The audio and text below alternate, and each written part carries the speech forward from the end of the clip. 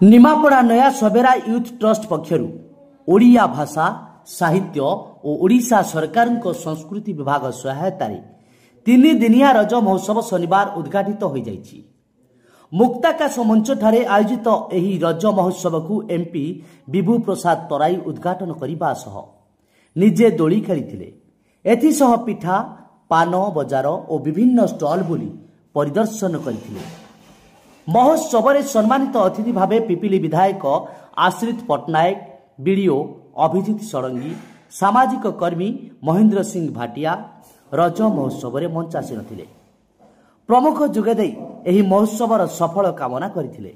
उत्सवर उद्घाटन दिवस रे पानभंगा, संगीत, झोटी, ढगढगाली, टंग ट्विटर आदि प्रतियोगिता अनुष्ठित होइतिला।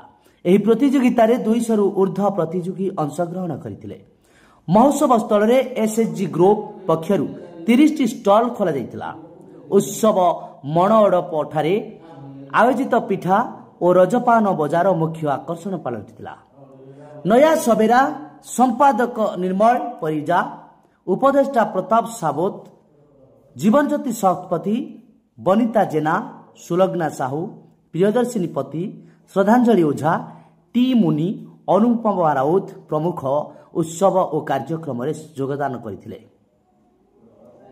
ब्यूरो रिपोर्ट समीक्षा न्यूज लाइव।